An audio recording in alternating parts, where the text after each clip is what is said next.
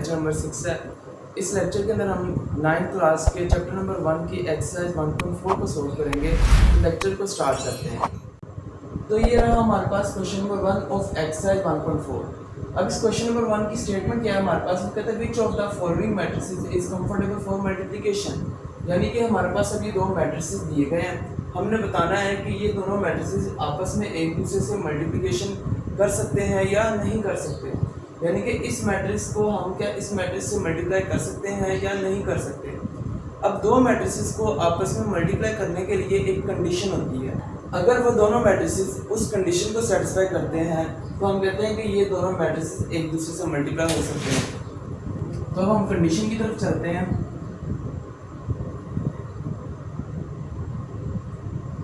अब इसकी कंडीशन क्या है? इसकी कंडीशन है कि लेट कर लें आपके पास दो मैट्रिसेस हैं ए एंड बी, उनको आप मल्टीप्लाई कर सकते हैं, कैन बी मल्टीप्लाइड,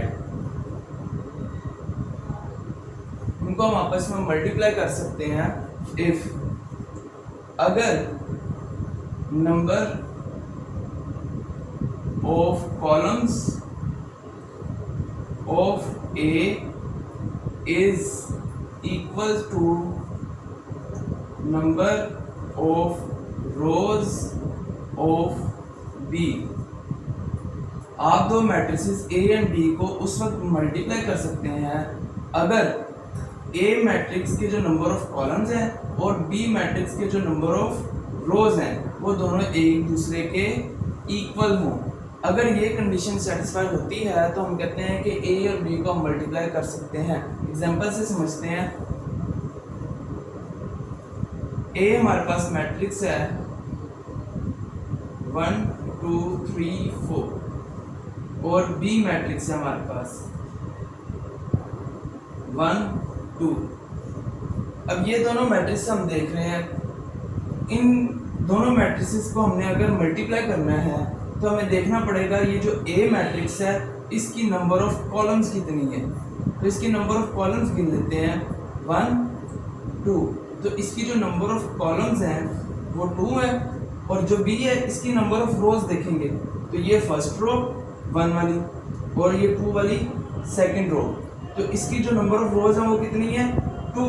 तो हम कहेंगे चूंकि ए की नंबर ऑफ कॉलम्स और बी की नंबर ऑफ रोज ये दोनों एक दूसरे के इक्वल हैं तो so A and B can be multiplied.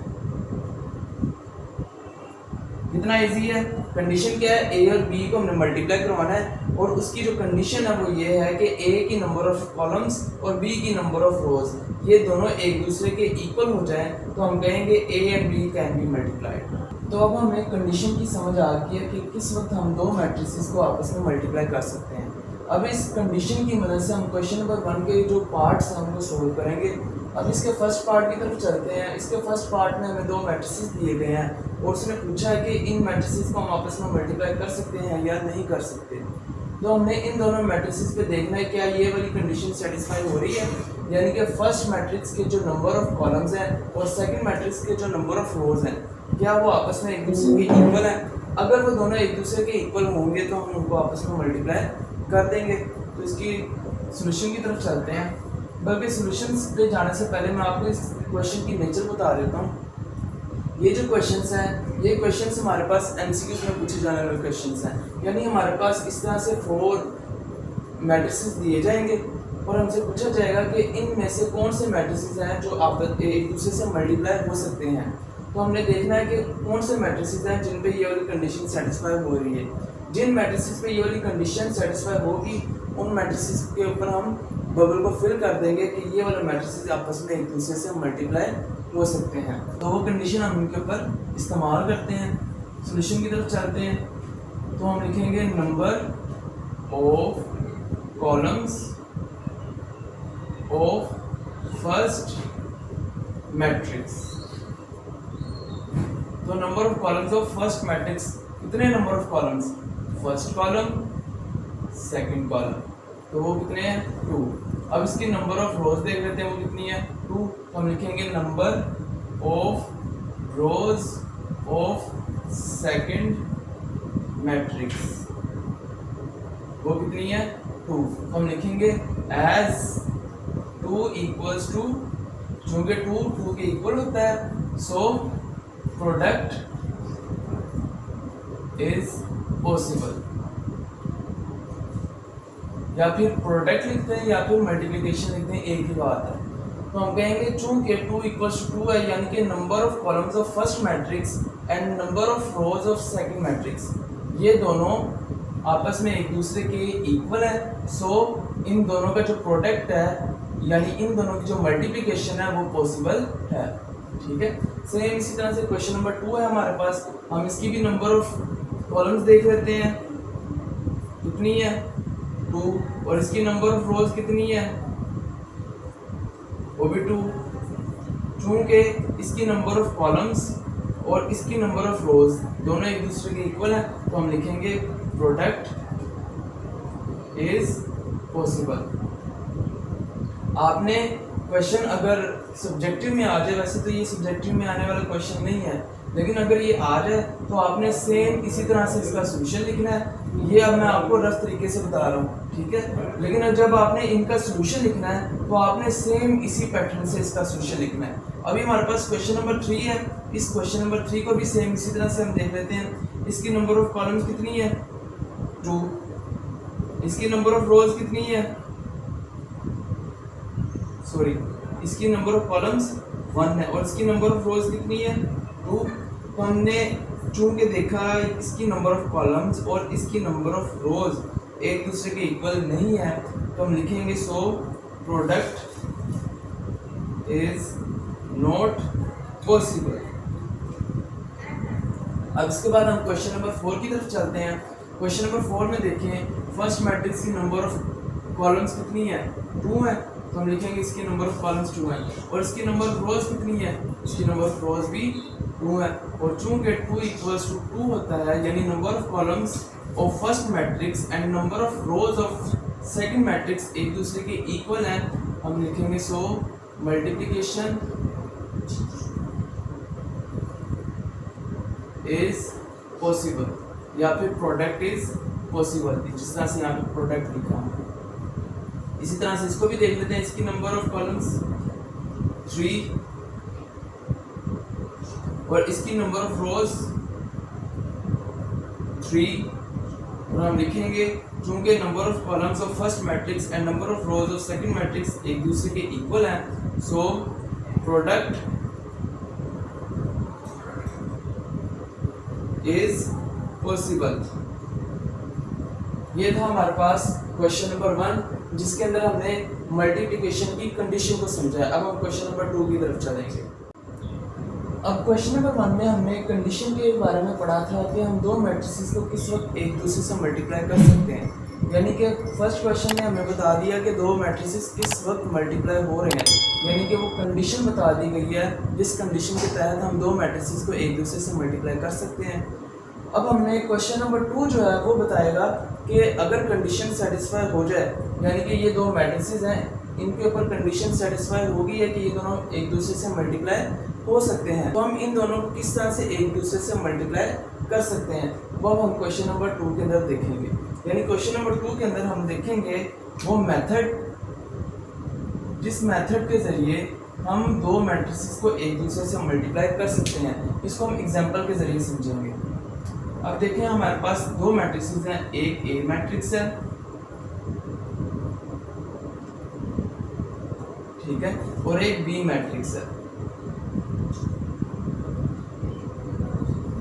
एक ए मैट्रिक्स है और एक बी मैट्रिक्स है। अब हमने देखना है क्या इसके ऊपर कंडीशन सेटिस्फाई हो रही है। इसकी देखें नंबर ऑफ कॉलम्स 2 है और इसकी नंबर ऑफ कॉलम्स 2 है, और इसकी नंबर ऑफ रोज कितनी है 2 है।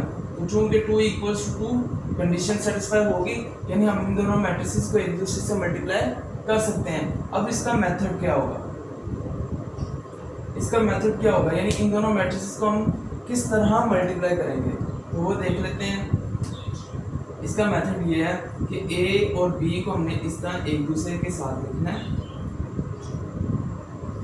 और हमने अब इन दोनों को मल्टीप्लाई करना है। तो इनको मल्टीप्लाई किस तरह करेंगे? मल्टीप्लाई करने के वक्त जो कंडीशन है उसके हमने उलट कर देना है, यानी कंडीशन में हमने फर्स्ट मैट्रिक्स की कॉलम्स और सेकंड मैट्रिक्स की रो पकड़ी थी। जब हमने मल्टीप्लाई करना है तो मल्टीप्लाई करते वक्त फर्स्ट मैट्रिक्स की रो और सेकंड मैट्रिक्स की कॉलम पकड़ लेनी है, यानी कि इसका इन्वर्स आर हो गया और इसका इन्वर्स सी हो गया। कंडीशन सी से फर्स्ट वाले की कॉलम, और जब मेथड में आना है तो मेथड में फर्स्ट वाले की रो।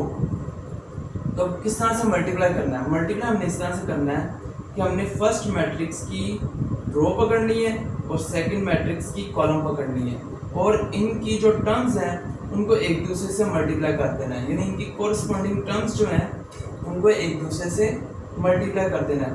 फर्स्ट टर्म को फर्स्ट टर्म के साथ, सेकंड टर्म को सेकंड टर्म के साथ, वो मल्टीप्लाई करते हैं, देखते हैं क्या बनता है। तो 1 मल्टीप्लाई बाय 0, फर्स्ट को फर्स्ट से कर दिया, अब बीच में डालेंगे प्लस का साइन, फिर सेकंड को पकड़ेंगे और सेकंड के साथ मल्टीप्लाई कर देंगे, ये हमारा मल्टीप्लिकेशन होगी। अब ये देखें 1 multiply by 0 0 plus 2 multiply by 1 2 0 plus 2 2, और ये हमारे पास इन दोनों मैट्रिसेस का मल्टीप्लिकेशन आ गया। ये हमारे पास क्या आ गया? इन दोनों मैट्रिसेस की मल्टीप्लिकेशन आ गई है। अभी इसके बाद हम एक छोटा सा एमसीक्यूज जो होता है वो डिस्कस कर लेते हैं, जो कि अक्सर पेपर में आता है। अब ये देखें, इस मैट्रिक्स का देखें ऑर्डर क्या था, इसका ऑर्डर क्या था? रोज कितनी है? 1, कॉलम्स कितनी है? 2, ठीक हो गया। इसका देखें, इसका ऑर्डर क्या है? इसकी रोज कितनी है? 2, इसकी कॉलम्स कितनी है? 1। इसका ऑर्डर क्या था? 1/2, इसका ऑर्डर क्या था? 2/1। और जो रिजल्ट में हमें मैट्रिक्स मिला है इन दोनों की मल्टीप्लिकेशन पे, उसका ऑर्डर क्या है? उसकी नंबर ऑफ रोज 1 और इसकी नंबर ऑफ कॉलम्स 1। इसका ऑर्डर है 1 × 1। अब ये देखें, इस मैट्रिक्स के अंदर इसकी नंबर ऑफ रोज 1 और इसकी नंबर ऑफ रोज 1, इसकी नंबर ऑफ रोज 1 और इसकी नंबर ऑफ कॉलम्स 1 और इसकी नंबर ऑफ कॉलम्स 1। यानी कि अगर हम दो मैट्रिसेस को मल्टीप्लाई करते हैं और रिजल्ट में जो नया मैट्रिक्स मिलता है उसका जो ऑर्डर होता है वो पहले वाले जो दोनों मैट्रिक्स हैं उन मैट्रिक्स के पहले वाले मैट्रिक्स की नंबर रोज और सेकंड मैट्रिक्स की नंबर ऑफ कॉलम्स के मल्टीप्लिकेशन से मिलता है। यानी कि इसकी नंबर ऑफ रोज और इसकी नंबर ऑफ कॉलम्स, इनको हमने मल्टीप्लाई करवा दिया तो हमारे पास नया आने वाला जो मैट्रिक्स है उसका ऑर्डर मिल गया। अब क्वेश्चन की तरफ चलते हैं ताकि हमारी समझ में अच्छे तरीके से ये मेथड आ जाए। सॉल्यूशन, ए मैट्रिक्स और बी मैट्रिक्स, इनको हमने करवाना है एक दूसरे से मल्टीप्लाई। तो ए मैट्रिक्स हमारे पास 3 0 -1 2, बी मैट्रिक्स 6 5। अब हमने करवाना है इनको एक दूसरे से मल्टीप्लाई, तो मल्टीप्लाई करवाते हैं हम। मल्टीप्लाई में क्या करना है? पहले देखना है कि इन पे क्या मल्टीप्लिकेशन की कंडीशन सेटिस्फाई हो रही है या नहीं हो रही।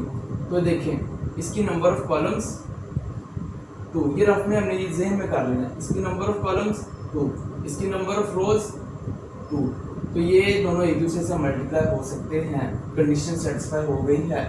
अब हमने देखना है कि इनको मल्टीप्लाई किस तरह करना है। अब मल्टीप्लाई में क्या करना है? इसकी नंबर ऑफ रोज उठानी है, इसकी नंबर ऑफ रोज उठानी है और इसकी नंबर ऑफ कॉलम्स उठानी है और उनको आपस में मल्टीप्लाई करते हैं। ये देखें, ये फर्स्ट रो है और ये फर्स्ट कॉलम है, इनको हमने आपस में एक दूसरे से मल्टीप्लाई करना है। तो फर्स्ट रो और first column 3 multiply by 6, first entry को फर्स्ट एंट्री से, फिर प्लस, फिर सेकंड एंट्री को सेकंड एंट्री से। ये वाली रो खत्म हो गई। अब हमने सेकंड रो की तरफ चलना है, तो सेकंड रो की तरफ अब हम चलेंगे। -1 multiply by 6 plus 2 multiply by 5,